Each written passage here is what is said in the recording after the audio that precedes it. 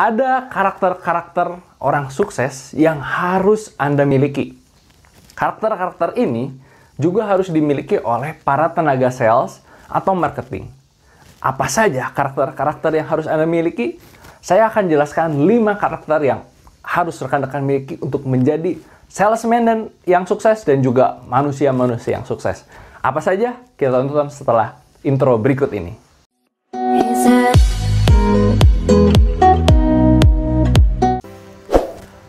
Yang pertama, karakter orang sukses harus memiliki 1. Empati. Rekan-rekan harus sadar bahwa tugas kita sebagai tenaga sales itu bukan untuk hanya mencari keuntungan, tetapi awalilah dengan niat untuk berempati. Kita ingin menolong. Rekan-rekan pasti sering mendengar saya mengatakan bahwa harus tujuan kita diawali oleh menolong. Karena pembeli itu adalah sahabat kita. Kalau kita hanya berfokus kepada mencari keuntungan, kita mencari profit, maka kita akan mudah kecewa apabila tidak sesuai dengan harapan kita. Kita akan mudah kecewa apabila calon pembeli kita menolak kita. Tetapi kalau kita dengan empati, kita dengan rasa tulus untuk membantu pembeli kita, meskipun dia tidak membeli, kita dengan senang hati merasa senang bahwa kita sudah bisa membantu meringankan beban mereka. Dan mereka pun akan merasa bahwa kita sangat tulus dalam membantu. Dan ingat, pada saat kita membantu, mereka akan mengingat kita. Dan mungkin bukan dia yang membeli barang kita, bukan dia yang menggunakan jasa kita, tetapi bisa saja dia mereferensikan kepada temannya, bisa mereferensikan kepada saudaranya bahwa kita tenaga penjual yang tulus, yang membantu. Bahkan dia akan dengan senang hati mempromosikan tentang kita. Jadi awalilah dengan empati atau niat untuk membantu. Jangan hanya fokus pada uang, karena kita akan memiliki banyak networking, kita akan memiliki banyak sahabat, kita akan memiliki silaturahmi yang baik dengan empati. Dengan silaturahmi yang baik, kita bisa memiliki banyak calon konsumen. Yang pertama adalah empati. Masih mengenai empati. Begini, pada saat kita bertemu dengan calon nasabah kita bertemu dengan calon klien kita, apabila kita awali dengan empati, rasa sayang, rasa ingin membantu, kita tidak akan pernah merasa sakit hati. Seringkali saya juga pernah merasakan pada saat saya menawarkan jasa saya mencoba untuk membantu menyelesaikan, mereka sedang dalam kondisi emosi yang tidak baik. Mereka marah-marah. Padahal bukan salah saya. Padahal dia sedang ada masalah keluarga. Padahal dia sedang ada masalah keuangan. Padahal dia baru dimarahi oleh temannya, atau sahabatnya, atau pasangannya. Lalu mereka melampiaskan amarahnya kepada kita. Apakah hal itu menjadi hal yang negatif? Kita harus membantu menyelesaikan masalah mereka. Kita harus dengan sabar menerima kondisi yang mereka sedang marah. Dengan empati, dengan rasa sayang atau merasa empati kepada calon pembeli kita tidak akan merasa bahwa mereka marah kepada kita. Karena ingat, kondisi mereka sedang emosi. Kita akan dengan senang hati, dengan sadar bahwa, oh ya sudah, dia memang kondisi emosinya tidak baik. Tidak perlu dipikirkan karena mereka bukan marah kepada kita. Dengan kita ikut merasakan, mereka akan merasa bahwa kita adalah seorang sahabat mereka. Dan ingat, pada saat orang ingin membeli, mereka akan mulai dengan kepercayaan. Siapa sih orang yang mau saya beli jasanya ini? Apabila mereka sudah memikirkan bahwa kita adalah seorang sahabat mereka, dengan senang hati mereka akan memberikan uang mereka kepada kita.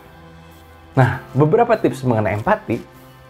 Apabila rekan-rekan sudah memiliki banyak konsumen dan rekan-rekan kenal lebih dekat, misalnya di Facebook, rekan-rekan bisa memberikan ucapan selamat. Japri aja lewat DM atau WhatsApp kepada orang tersebut.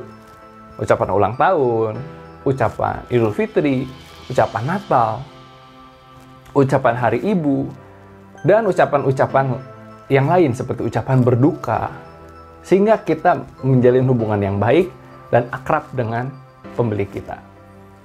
Itulah mengenai empati. Karakter yang kedua, yaitu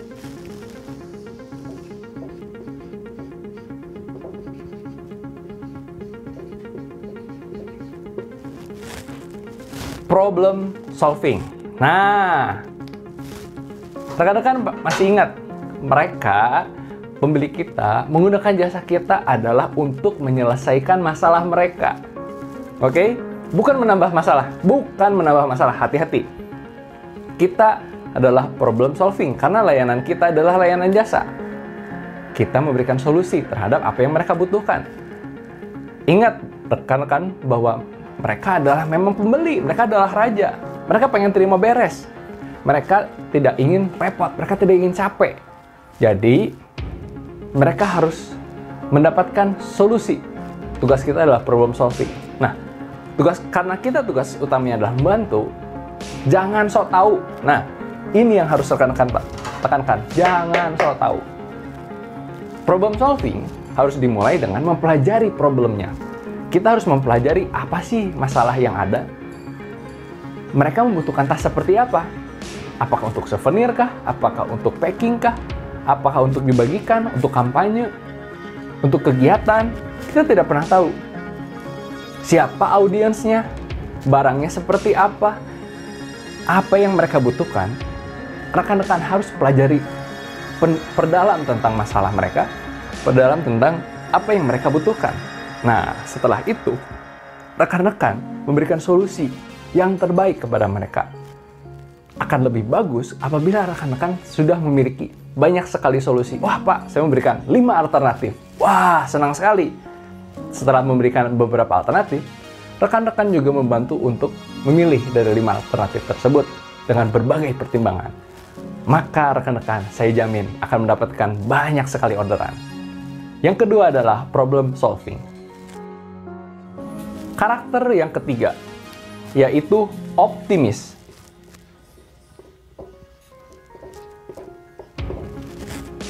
Rekan-rekan harus selalu optimis. Optimis yang membuat kita terus maju. Banyak sekali kejadian seperti ini. Saya pun sering mengalami. Bahwa kita sudah negosiasi panjang lebar, jauh. Dan sudah membicarakan mengenai detail-detail barangnya. Sudah menanyakan tentang kapan harus dikirim. Dan ternyata gagal. Dan ternyata mereka tidak menjadi memesan kepada kita di detik-detik terakhir pada saat kita minta down payment. Frustrasi, wajar. Kita harus sadar bahwa kita sedang frustasi. Tetapi tutupi frustasi itu dengan sikap optimis. Sadarlah bahwa mereka semua sebenarnya menginginkan solusi dari kita. Oleh karena itu, jangan putus asa. Apabila saat ini mereka tidak menggunakan jasa kita, akan ada kesempatan lain. Yang penting, kembali, silaturahmi. Apabila kita memiliki silaturahmi yang baik, suatu saat mereka akan mencoba lagi menanyakan kepada kita. Atau kita selalu menawarkan muncul di hadapan mereka. Jangan putus asa, karena suatu saat, apabila sekarang tidak mendapatkan orderan dari dia, akan muncul hari kedua, hari ketiga, dan momen yang lainnya yang akhirnya mereka akan memesan kepada kita. Nah, apabila kita sudah memiliki hubungan yang baik, rekan-rekan bukan hanya bisa menawarkan tentang jasa pembuatan tas dari asanonline.com. Rekan-rekan bisa menawarkan barang yang lain. Rekan-rekan mungkin memiliki bisnis. Rekan-rekan mungkin menjadi dropshipper dari barang-barang yang lain. Barang-barang konsumsi misalnya. Apabila rekan-rekan sudah memiliki hubungan yang baik, mereka menjadi teman, silaturahminya terjaga, maka apapun yang rekan-rekan tawarkan bisa menghasilkan penghasilan untuk Anda. Jadi, apabila ditolak, jangan sakit hati, jangan putus asa, tetap jaga hubungan baik. Mungkin dia sedang tidak membutuhkan tas, bisa juga membutuhkan barang yang lain. Oleh karena itu, jual apa yang mereka butuhkan. Dan percayalah, ada pepatah mengatakan, setiap hari ada masalahnya masing-masing. Tapi ingat, Tuhan juga selalu memberikan setiap hari rezeki masing-masing. Apabila hari ini rezeki kita kurang baik, besok pasti akan lebih baik. Apabila besok lebih baik, hari yang selanjutnya akan jauh lebih baik. Percayalah itu. Itu adalah sikap orang yang optimis. Karakter yang keempat adalah positif. Apa itu karakter yang positif? Nah, karakter positif itu adalah selalu memikirkan hal yang baik. Selalu memikirkan hal yang baik. Apapun yang terjadi, kita selalu memikirkan hal yang baik. Apabila kita mengalami kesialan, kita tidak memikirkan kejahatan orang lain terhadap kita, tetapi kita memikirkan apa yang bisa kita pelajari. Apabila kita ketemu dengan klien yang sedang marah-marah tadi, kita selalu memikirkan, oh ya, dia sedang marah-marah, kondisinya sedang tidak baik. Positifnya apa? Berarti kalau kita bisa ke sana dan menyelesaikan masalah dia, kita bisa mendengarkan curhatnya dia akan menjadi teman kita. Dia sadar bahwa kita adalah orang yang memberikan solusi buat dia. Positif kan? Lalu sikap positif contohnya apa lagi? Misalnya kita mengalami kesialan, kita sedang berkendara dan ban kita meletus. Orang positif tidak menganggap itu sebuah kesialan, tetapi pelajaran. Oh iya, berarti daerah sini saya harus hati-hati. Oh iya, berarti saya harus ngecek ban saya bocor nih. Oh ternyata ban saya gundul. Positif aja, berarti saya memang harus udah ganti ban. Untung diingetin. Untung saya tidak mengalami kecelakaan, hanya ban meletus. Nah kan, itu berpikir positif.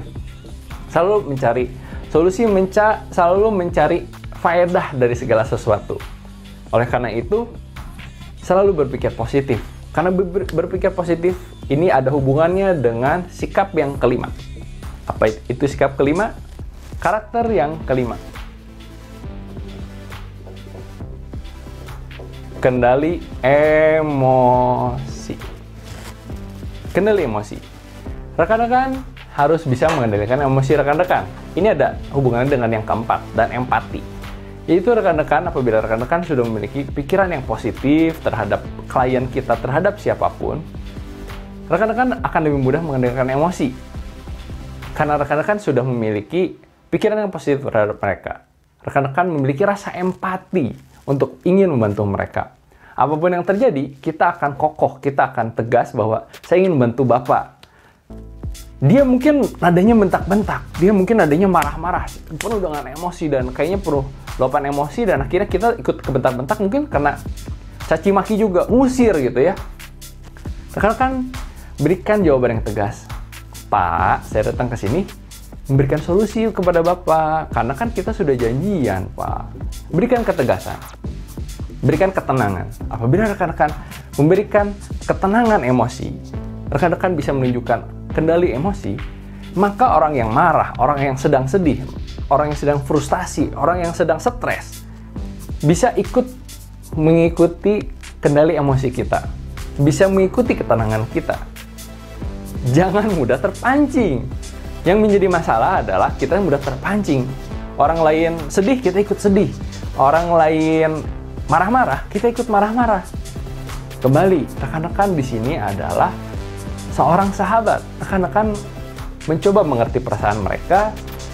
Rekan-rekan selanjutnya harus membantu mereka, karena rekan-rekan harus problem solving, mengangkat masalah mereka.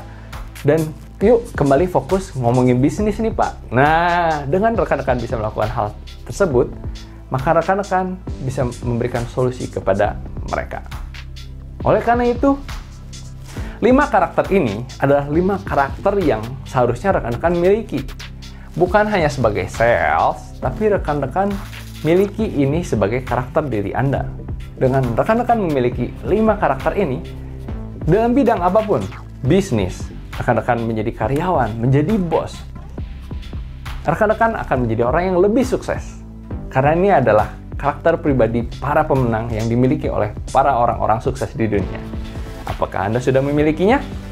Nah, apabila rekan-rekan ingin mendapatkan banyak video-video yang menarik seperti ini, rekan-rekan bisa klik tombol subscribe dan memberikan like kepada video yang seperti ini.